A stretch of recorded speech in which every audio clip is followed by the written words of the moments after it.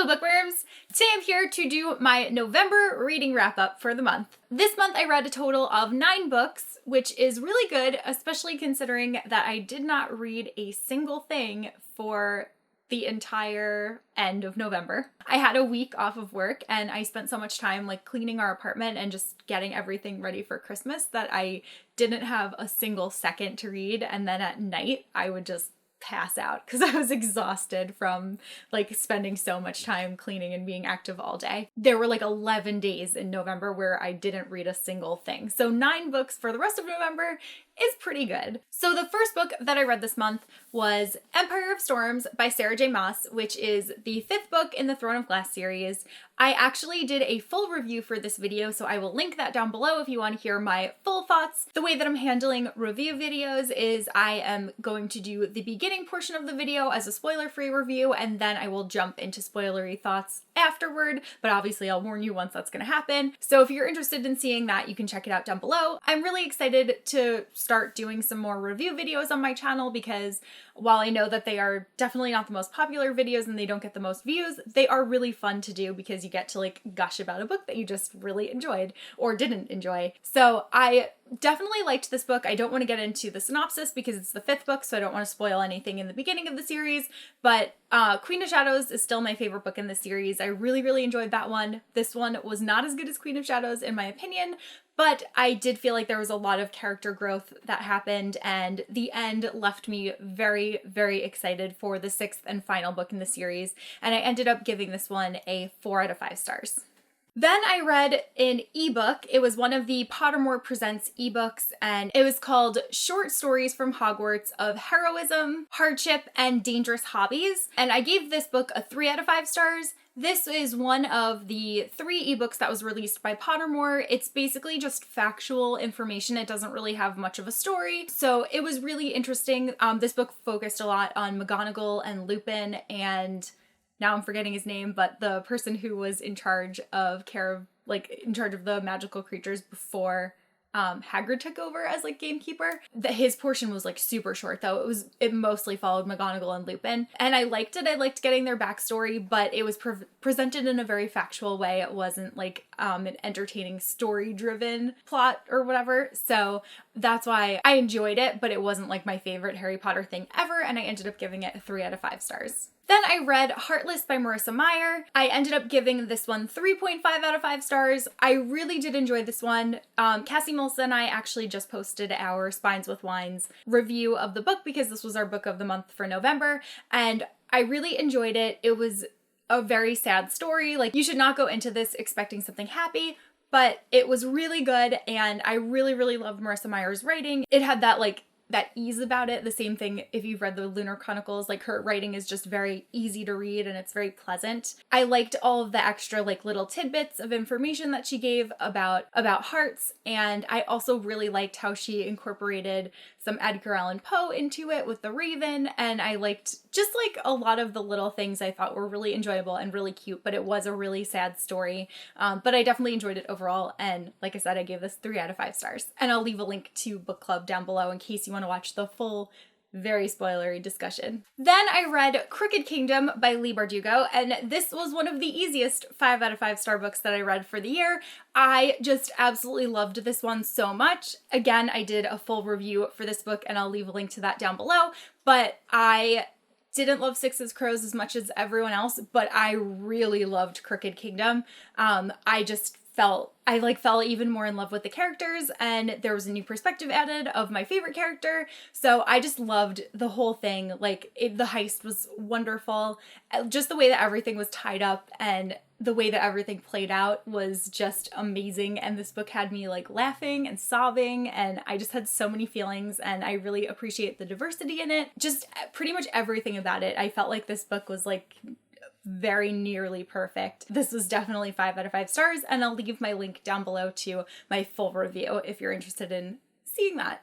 Then I read The Graces by Laura Eve. This was our October book for the Spines with Wines book club. I swear I have never done a wrap-up before where I have had so many review videos for books that I've read, which actually kind of makes me really happy because, like I said, I really want to do more review videos. But this one, I had mixed feelings on it.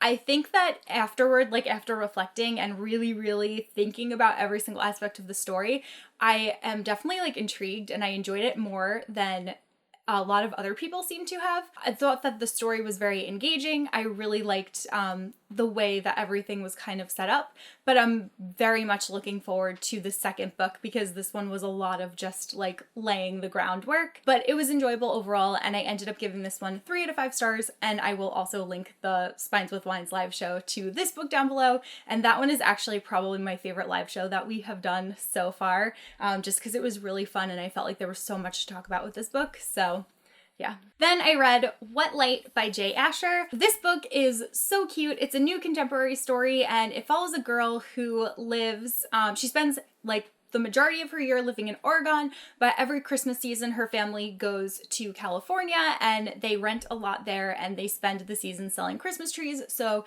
she pretty much has 2 lives. She has one life in Oregon and she has one life in California.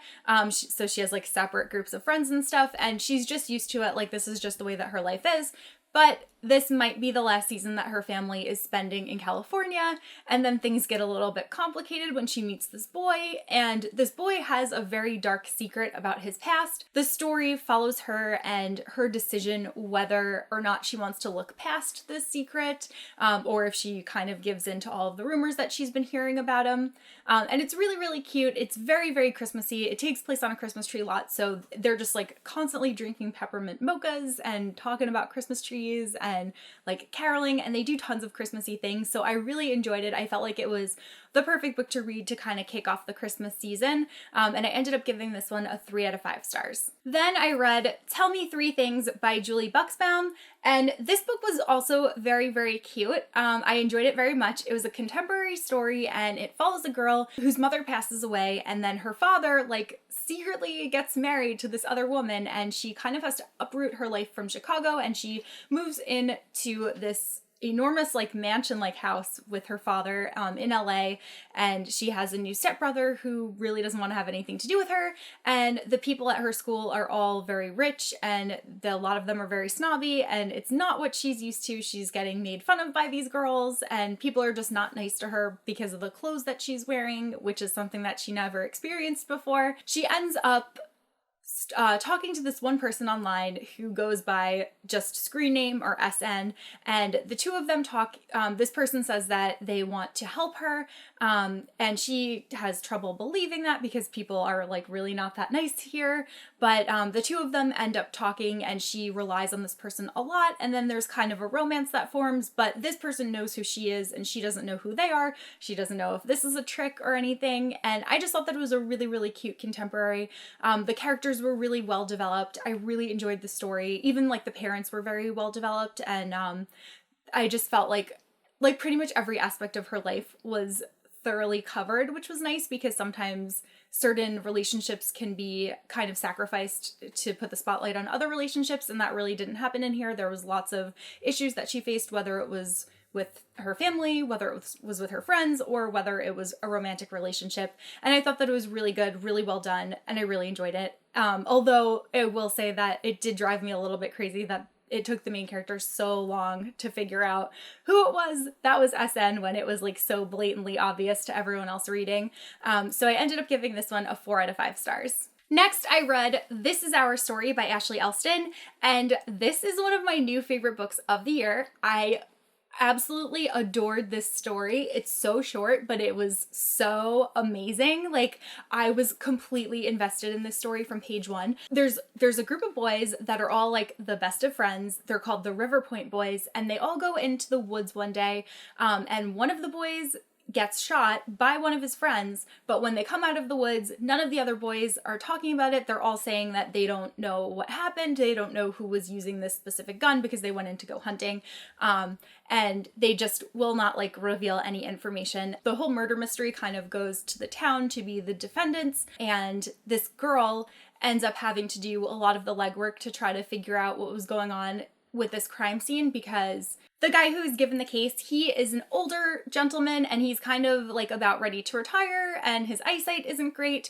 So it falls on our main character, Kate, to try to piece together the puzzle and to try to like really figure out what's been going on. There was just so much that I loved about this book. I swear I could do like, it's another review video just for this one because I loved it so much. I was so invested in this story and I felt like she just did such a great job of crafting this story, and it was really interesting because a lot of it was told from like the legal point of view. So we were kind of going to the crime scene, we were figuring out these facts along with Kate, and then there was also one perspective of the person who actually committed the murder, but we were never told who it was. We just know that it was one of the boys, and I think that like everything about it was just so brilliantly done because in the beginning, like the lawyers want all of the boys to stick together and to say that they don't know anything.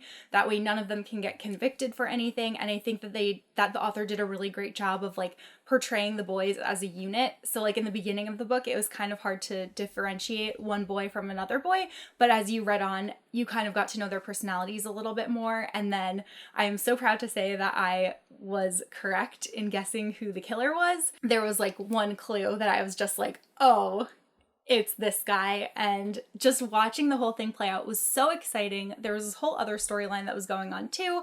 And the way that they converged and just the way that everything came together at the end was seriously like, it was one of the most exciting books that I read of the year. I was like screaming at my book. I was like arm flailing and like yelling at my book, and it was just like, what a night. It was so emotional, but it was so great, and I just loved the way that everything happened. I immediately ordered Ashley Elston's other two books. She wrote a duology called The Rules of Disappearing and The Rules of Breaking. I don't know which one is first and which one is second, but I will read anything that this author has written because this was phenomenal. So obviously 5 out of 5 stars. And then the final book that I read in November is The Life-Changing Magic of Tidying Up by Marie Kondo.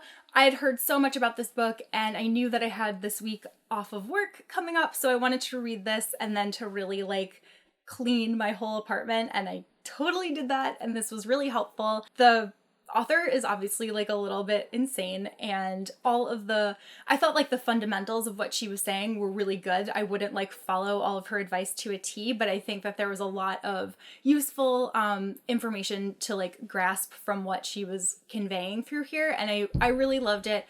My apartment looks amazing now. Like, I'm so happy. And I come into my room and I'm like, I'm so happy to be in this room. It just looks so good. Like, I got rid of so many bags of clothes and so many boxes of books and just things that I wasn't using and that were taking up space and that I had maybe like a sentimental connection to or something, but I wasn't ever using. So now I feel like all of the outfits and everything that I've worn, like I've really liked, because I feel like I'm finally getting to like the things that I love the most that I own. So I really, really love this one. I don't actually have a rating system for like nonfiction books because I tend to rate on like characters and pacing and like all that kind of stuff. And you can't really do that because there's not like a character and whatever. So I will just say that I really enjoyed it, and I know Marie Kondo has another book and I also do plan on reading that as well. I definitely like this one. It's definitely a nonfiction book that I'm going to keep and possibly reference. I took so many notes and did so many highlights in this book. So I'm really thankful that I got to read it and that I was able to employ it in my own life in a way that worked for me. So I would definitely check this out if you have the opportunity. So those are all of the 9 books that I read this month in November. Let me know if you've read any of them. And if you have not read This Is Our Story by Ashley Elston, I seriously cannot recommend this book enough. And I just like beg you to go and get it and then talk to me about it because it's so good. I just love it so much. That is like, if you take away one thing from this video, it is like, please just buy that book. So that's all that I have for this video, and I will see you guys soon with my TBR. Bye!